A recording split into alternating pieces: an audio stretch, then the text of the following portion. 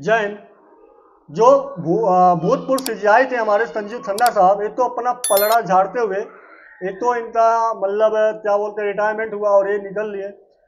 अब संजीव खन्ना जी ने ऐसे दो तीन महत्वपूर्ण फैसले जो है बी आर गवई साहब के ऊपर छोड़ कर चले गए हैं। अब बी आर गवई साहब इस मामले में क्या सुनवाई कर पाते हैं, क्योंकि इनका भी जो समय काल है वो मात्र 6 महीने तक ही है, नवंबर तक ही है। नवंबर बाद जो है इन्हें भी रिटायरमेंट इनका भी हो जाएगा। अब जो है संजीव खन्ना साहब दो ऐसे मामले छोड़े हैं जहां पे दोनों मामले जो है बहुत ही ज़्यादा पेचीदा मामला है। और इस मामले में बी आर गवई साहब का जो इनका अंदाज है, इन्होंने पहले ही बोल चुका है कि हमें रिटायरमेंट के बाद जो है कोई भी पद नहीं चाहिए, हमें किसी भी राज्यसभा में नहीं बैठना है, हमें कहीं पे प्रोफेसर नहीं बनना है। हम जो है जो भी न्याय करेंगे तो हम जो है सही न्याय करेंगे। अब यहाँ पे इनके ऊपर निर्भर ये है, पहला तो मामला है वक्फ बोर्ड का। वही वक्फ बोर्ड जिस वक्फ बोर्ड के मामले में सुनवाई चलते हुए आ रही है, लेकिन अब जो है बी आर गवई साहब फैसले तो जो है बोला जाए तो फाइनल जो फैसला आने वाला है उसे जो है इन्होंने सुरक्षित रखा है। आने वाले टाइम में कब सुनवाई होने वाली है, कब लास्ट फैसला आने वाला है, ये बहुत ज़्यादा महत्वपूर्ण होने वाला है। दूसरा जो मामला है, दूसरा मामला जो है यशवंत वर्मा का मामला है। जहां तक कि हम बात कर ले, आज तक सुप्रीम कोर्ट में या हाई कोर्ट में ऐसे कोई जज नहीं हुए जिन्हें जो है महाभियोग के द्वारा हटाया गया हो या उनके ऊपर जो है भ्रष्टाचार का आरोप साबित हो पाया हो।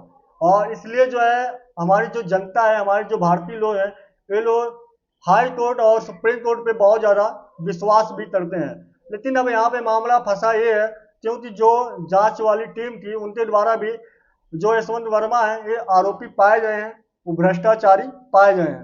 अब भ्रष्टाचारी पाए जाने के बाद जो है अब इन्हें इस्तीफा की जो मांग की जा रही है, लेकिन इस्तीफा देने से मना कर रहे हैं। इनका मानना यह है कि जो जांच हुआ है वो जांच जो है सही तरह से नहीं हुआ है। अब यहाँ तक तो मामला सही है, लेकिन मामला ये है कि जब संजीव खन्ना साहब जो राष्ट्रपति हैं और जो प्रधानमंत्री हैं उन्हें जो है महाभियोग चलाने की मांग कर कर और खुद अपना रिटायरमेंट करवा कर चले गए, उनका क्योंकि 13 मई को रिटायरमेंट हुआ है, वो चले गए। तो अब जो दोनों मामले हैं, दोनों मामले जो है बी आर गवई साहब के ऊपर है। अब बी आर गवई साहब क्या अपने समय काल में ही दोनों मामलों में सुनवाई कर पाएंगे? क्या बी आर गवई साहब एक सही फैसला ला पाएंगे? क्योंकि मैं आपको एक चीज़ बता दूं, हमारे देश में जब भी कोई फैसला जो है गवर्नमेंट के पक्ष में आता है तो बार बार विपक्ष के द्वारा आरोप ये लगाया जाता है कि जज जो है या न्यायाधीश जो है वो गवर्नमेंट के दबाव में आकर फैसला सुनाया है। भले ही वो फैसला जो है 100% सुनाए, सही सुनाए हो, लेकिन यहाँ पे जो है बार बार जो है यही आता है निकल के सामने कि गवर्नमेंट के दबाव में आकर न्यायाधीश ने फैसला सुनाया, चाहे वो डी वाई चंद्रचूड़ हो चाहे अन्य जज रह चुके हैं उनका मामला हो। सबके मामले में यही आता है कि गवर्नमेंट जो है गवर्नमेंट के दबाव में आकर न्यायाधीश जो है वो फैसला सुना देते हैं। अब यहाँ पर भी बी आर गवई साहब तो पहले ही अपना रुख साफ कर चुके हैं, इन्हें कोई पद नहीं चाहिए, इन्हें जो है रिटायरमेंट के बाद कहीं विधानसभा में राज्यसभा में नहीं बैठना है, कहीं प्रोफेसर नहीं बनना है।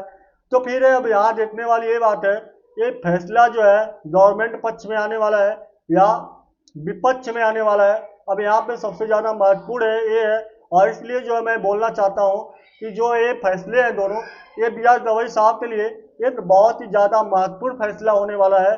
और इन दोनों फैसले पर बी आर गवई साहब का ऊपर निर्भर है क्या ये अपने समय काल में इन दोनों फैसले पर सुनवाई कर पाते हैं या नहीं कर पाते हैं। आने वाले टाइम में देखते हैं क्या अपडेट आता है, जो भी अपडेट आता है मैं आप तक पहुँचा दूंगा।